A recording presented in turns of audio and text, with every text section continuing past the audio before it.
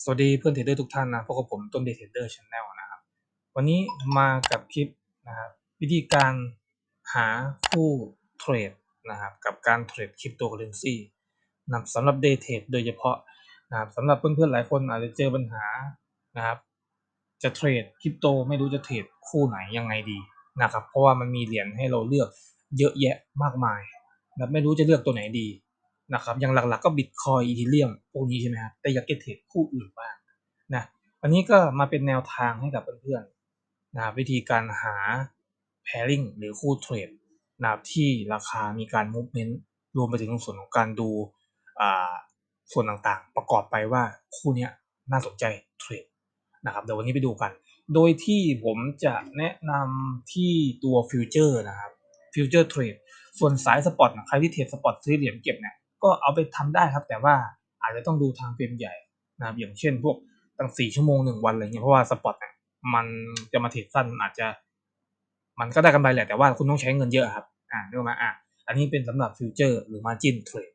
นะเพื่อเก็บกำไรเก็งกำไรรายวันนะสำหรับใครที่เทรดรายวันอยู่แล้วนะนั่นหมายว่า time frame ที่ผมพูดถึงเนี่ยจะไม่เกิน15 นาทีจริงๆ15 นาทีนานด้วยซ้ำไปนะสำหรับ day trade นะวันหนึ่งจะได้เข้าเทรดแล้วบางทีถ้าเกิดไปเจอคู่ที่มันไหลนะกว่ามันจะย่อลงมาให้เราเข้าเทรดหรือว่ามาถึงจุดเทรดก็ใช้เวลานะเพราะฉะนั้นผมจะพูดแค่ระหว่าง1 นาทีถึง5 นาทีโดยผมมองไปที่2 exchange อันดับ1กับ2คือ Binance กับ Bybit เดี๋ยวเปิดมาหน้าแรกก่อนนะเพื่อนๆเข้ามาที่ Binance นะครับล็อกอินเลยเรียบร้อยนะจากนั้นก็ไปที่เมนูฟิวเจอร์นะเทรดฟิวเจอร์นะครับแล้วก็ USDM Future ตรงนี้นะครับกดเข้าไปนะมือใหม่นะครับระวังไว้เลยนะครับเทรดด้วย Margin นะครับมันจะคล้ายๆ Forex นะเทรดด้วย Margin Future พวกเนี้ยมันจะมีเรื่องของการล้างพอร์ตระเบิดอะไรขึ้นมาเพราะนั้นเราต้องใช้หลักการบริหารเงินให้ดีนะครับคุณได้เงินง่ายคุณจะเสียเงินง่ายนะครับดาบมันมี2 คมเพราะนั้นมองให้ออกนะครับอย่าไปคิดว่าจะได้อย่างเดียวนะครับโอเคก็เปิดมานะครับประมาณนี้หน้าตาเทรดนะครับหรือใครแตกต่างกันก็อาจจะแตกต่างกันออกไปเล็กน้อยส่วน Bybit นะ Bybit ก็เปิดมาหน้าแรกประมาณนี้ใช่ไหมก็ไปที่ derivative ตรงนี้เป็นประชวนเป็นประชวนเทรดให้เลือกในส่วนของตรงนี้ USDT โดยช่วงตรงนี้จะเหมือน Binance นะครับกดไปที่ BTC ทีนี้เราเข้ามาสู่เมนูหน้าเทรดของตัวเป็นประชวนละหรือ Trade Future Margin นี่แหละทีนี้จะเหมือนกับตัว Binance ก็เป็นประชวนเหมือนกันนี่ก็เป็นประชวนเหมือนกันเหมือนกันแล้วนะทีนี้เนี่ยวิธีการเลือกหาเหรียญเข้าเทรดเนี่ยนะครับปกติเรากดเข้าไปนะครับเดี๋ยวนะผมจะเอาค่า default ก่อนอาจจะเป็นแบบนี้อาจจะเป็นแบบนี้นะครับ Binance ก่อนเลยนะBinance ก่อนเลยไปที่ Binance ก็คือไปที่เนี่ยเอาเมาส์มาวางที่ตัวเหรียญเนี่ยนะปกติเราก็หากันอย่างนี้ใช่ไหมกดอะไรดูใช่ไหมโอเคกดหาก็ดูตามแพทเทิร์นอะไรไปนะครับทีนี้ผมแนะนำวิธีที่ง่ายกว่าและก็โอกาสทำกำไรผมมองว่าสูงกว่าถ้าเกิดเท่าที่ผมเทรดมานะสูงกว่ากับที่เราไปเลือกแบบเหรียญแบบอะไรก็ไม่รู้แบบเขาเรียกว่าอะไรมูฟเมนต์ตลาดไม่ค่อยมีนะครับเคยเจอไหมแบบว่าเวลาเข้าถึงปุ๊บจริงๆเข้าถูกแล้วนะราคาเด้งไปแต่ไม่ถึง TP เนี่ยโวลุ่มไม่ถึงคนแรงซื้อไม่มีอะไรอย่างเงี้ยแล้วอยู่ดีราคาวกกลับมาร่วงโดนสต็อปลอสเนี่ยนะครับอันนี้เกิดทำให้อาการหัวร้อนขึ้นมานะครับว่าเฮ้ยคู่อื่นเขาไปถึงไหนทำไมคู่นี้ไปแค่นี้แล้วอยู่ดีพอเขาลงปุ๊บก็ลงตามเคยเจอใช่ไหมนะครับนี่แหละครับเขาเรียกว่าโวลุ่มนะมูฟเมนต์ของตลาดกดไปที่ตรงนี้นะครับจากนั้นก็ให้เลือกกดไปที่24 ชั่วโมง24เฮดเปอร์เซ็นต์นะครับกดเข้าไปนะครับกดไปเรื่อยๆจนกว่ามันจะขึ้นเรียงแบบนี้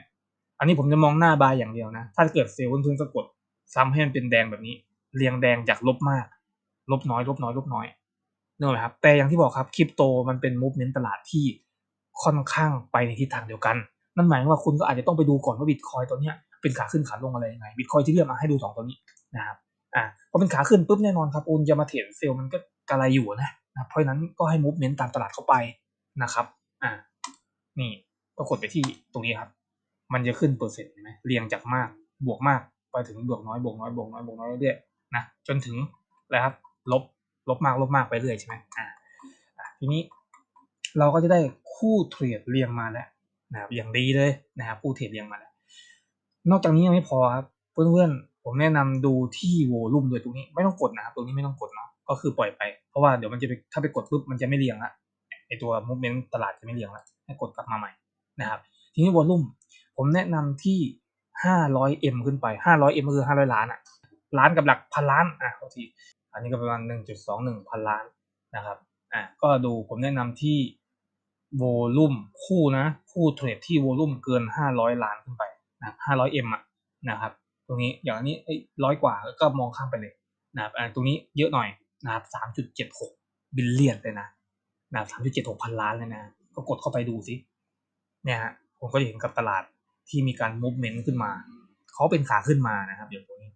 นะครับทีนี้เนี่ยเราจะหาจุดเข้าเทรดอย่างไรตัวนี้จะคำตอบจะอยู่ที่เราเองคุณเทรดด้วยระบบอะไรแต่วิธีการหาตลาดแบบที่ผมแนะนำนี่ก็คือเอาไว้ดูจะได้ไม่ต้องเสียเวลาไปหาเหรียญแบบกดหาไปเรื่อยๆนะครับเนี่ยคุณมาโฟกัสที่เหรียญที่มันมีการมูฟเมนต์แล้วก็วอลุ่มเยอะๆครับเนี่ยดีกว่านะครับอย่างผมเทรดด้วย demand supply นะครับ smart money concept หรือแล้วก็ไอตัว fair value gap ICT concept นะครับผมก็เทรดด้วย3อย่างเหล่านี้เพราะว่ามันจุดเข้าเทรดมันมูฟเมนต์ไปในทางเดียวกันเวลาหาจุดเข้าเทรดนะครับหรือเพื่อนเทรดด้วยอินดิเคเตอร์อะไรก็ดีก็ใช้ของหลักการเพื่อนได้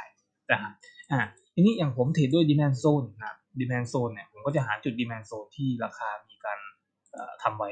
นะครับทำไว้ผมก็จะหาจุดเหล่านี้ในการเข้าเทรดนะครับก็จะเป็นโซน2จุดนี้นะครับเอาถึงตลาดตอนนี้นะครับเมื่อราคาปรับตัวย่อร่วงลงมาเข้าโซนตรงนี้ผมก็จะเริ่มเข้าเทรดกันเปิดออเดอร์ที่ประมาณตรงนี้นะครับแต่แน่นอนครับการที่จะรอให้ราคาไหลมาตรงนี้ใช้เวลาอีกใช่ไหมถูกไหมนะครับซึ่งวันหนึ่งเราจะมานั่งเฝ้าโอ้โหนะครับไม่ได้เข้าเทรดแล้วครับนะครับก็เปลี่ยนคู่เงินครับนะนี่ไม่ใช่ปัญหานะครับคุณก็เปลี่ยนไปเรื่อยๆคุณก็เปิดดูไปนะครับคู่ไหนที่มันเข้าใกล้ความจริงนี่ขึ้นไปสูงหน่อยนะครับมีแนว demand zone หรือจุดที่เราเข้าเทรดก็จริงแต่ว่ามันขึ้นไปไกลแล้วนะครับแล้วก็ยังไม่ได้ย่อแล้วดูทรงก็อาจจะขึ้นไปอีกไม่ได้ย่อแต่อย่างใดคุณก็เปลี่ยนไปเรื่อยครับเปลี่ยนไปหาจุดที่มันมีโอกาสที่จะได้เข้าเทรดเนี่ยอย่างตรงเนี้ยเห็นไหมครับตรงเนี้ยก็มีการปรับขึ้นมาแล้วก็โวลุ่ม24ชั่วโมงอยู่ที่เนี่ยครับ500ล้าน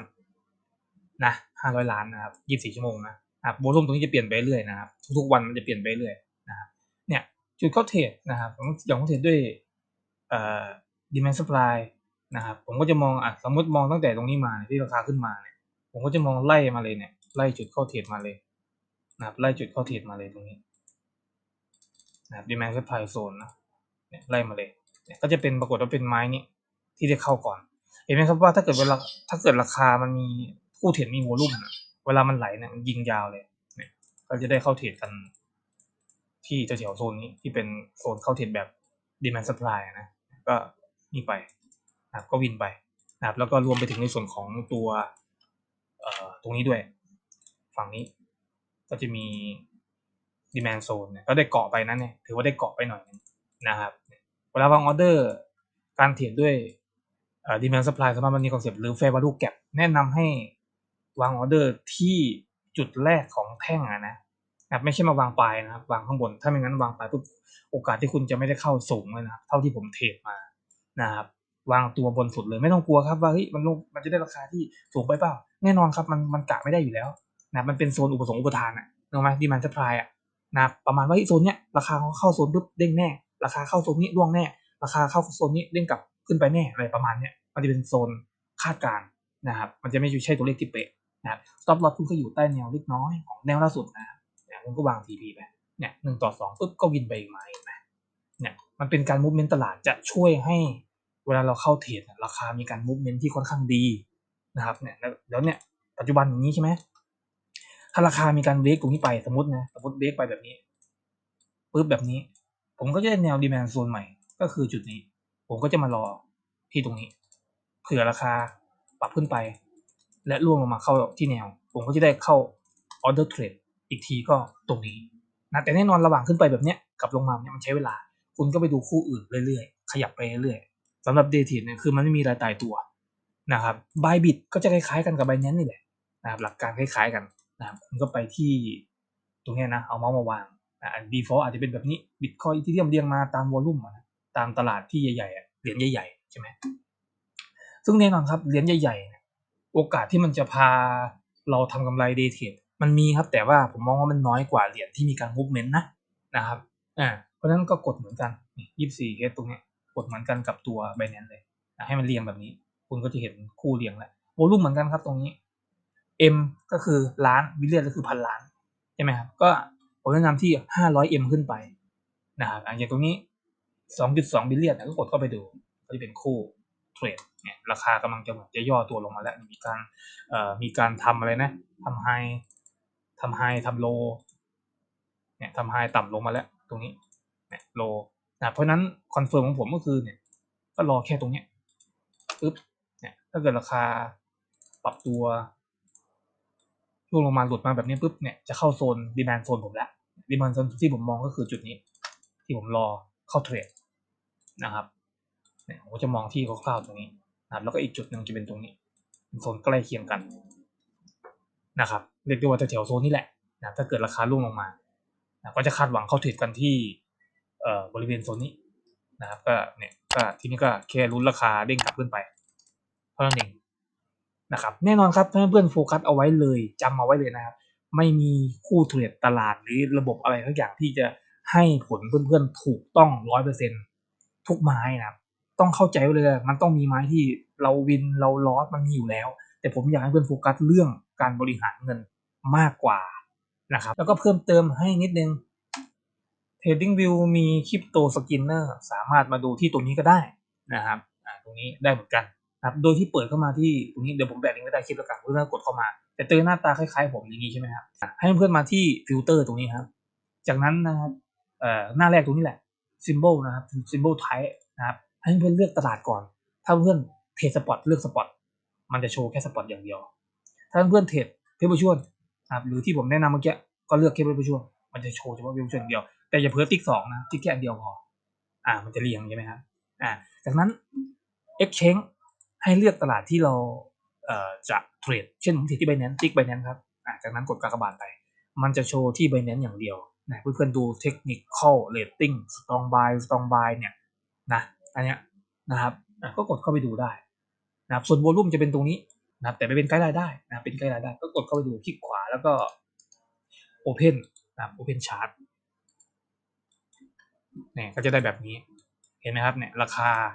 movement ขึ้นมาสูงนะครับ movement ขึ้นมาและมีนะครับมีในสำคัญของตลาดก็คือมีการทำเวฟเพราะนั้นตรงนี้จะเหมาะกับคนที่เทรดด้วย pattern chart support resistance demand supply ICT concept smart money concept นะครับหรือเทรดแม้กระทั่งด้วยอะไรนะด้วยเนี่ยครับที่ผมเคยแบ่งปันไปเมื่อก่อนหน้าไอเทรดด้วยไอเนี่ยเทรดตามเทรนอะใช้ EMA หรือ SMA นี่แหละ200เนาะแล้วทีนี้ก็ใช้อะไรนะ Stochastic ใช่ไหม Stochastic RSI เนี่ยเห็นไหมตลาด movement ขึ้นมาเหนือ EMA 200อันนี้ไม่พูดถึงเรื่อง pattern อันนี้พูดถึงเรื่องเทรดด้วยระบบเนี่ยนะเนี่ยคุณจะได้เข้าเทรดเนี่ยมัน movement มาแบบนี้ใช่ไหมคุณจะได้เข้าเทรดตั้งแต่แท่งนี้เลยตรงนี้เนี่ยราคาตัดเห็นไหมเนี่ยระบบเนี่ยผมจำได้อยู่นะครับเนี่ยราคาตัดปึ๊บอันนี้ก็นี่ราคาตัดปุ๊บเนี่ยก็เข้าตรงนี้เห็นไหมครับเนี่ยก็จะแค่รอราคาดันขึ้นไปเรื่อยๆส่วนจะลงหรืออะไรก็เป็นอีกเรื่องนะแล้วรู้ราคาไปเรื่อยเนี่ยมันก็ไปในทิศทางเดียวกันผมก็บอกว่าเวลากราฟมีวอลุ่มเนี่ยนี่คือข้อดีเวลาเราเข้าไปเทรดนะครับมันจะทำให้เรารู้สึกว่าเข้าเทรดบายแล้วราคาไปตามที่เราต้องการหรือเซลล์แล้วลงไปตามที่เราต้องการราคาไม่ได้แบบว่าพอปกติราคามุฟอย่างดีนี่แหละอันนี้พูดถึงกราฟที่วอลุ่มน้อยนะเวลาเราเข้าเท่านั้นแหละไซด์เวย์เล็กๆไม่ขึ้นแล้วก็ไม่ลงนะแต่ว่าวิ่งอยู่เนี้ยวิ่งแบบน่ารำคาญนะพอคู่อื่นเขาขึ้นปุ๊บจนเขาหมดรอบเขาล่วงลงมาไอ้นี่ล่วงปืดลงมาตามทั้งที่จุดบายก็ใกล้เคียงกับเหรียญคู่อื่นที่เขามีการมุฟขึ้นไปแต่ไอ้ตัวนี้ไม่มุฟเพราะตลาดโวลุ่มน้อยนี่แหละครับมีผลนะเอาไปเป็นไกด์ไลน์ได้นะครับโอเคโดยรวมประมาณนี้นะครับก็ลองเอาไปปรับใช้เอาไปต่อยอดกับการเทรดของเพื่อนดูสำหรับสายคริปโตเดย์เทรด นะครับก็หวังว่าจะเกิดประโยชน์กับเพื่อนทุกท่านหากมีข้อผิดพลาดประการใดก็ขออภัยด้วยนะครับหรือสอบถามสงสัยอะไรก็สามารถสอบถามกันมาได้และสำคัญการบริหารเงินแนะนำเหมือนเดิมต้องมาที่1ครับเพื่อจะอยู่บนตลาดนี้ได้นะครับโอเคหากชอบคลิปนี้ก็ฝากกดไลค์กดแชร์แล้วก็ Subscribe เป็นกำลังใจให้ด้วยที่สำคัญอย่าลืมกดกระดิ่งจะได้ไม่พลาดคลิปใหม่จากผมนะครับวันนี้คงขอตัวลาไปก่อนนะก็ขอให้ทุกท่านประสบความสำเร็จกับการเทรดเจอระบบที่ดีกับตนเองนะครับเทรดได้กำไรทุกท่านนะครับอย่าลืมนะครับไม่มีอะไร100%เพราะนั้นการบริหารเงินต้องมาที่1เหมือนเดิมสวัสดีครับ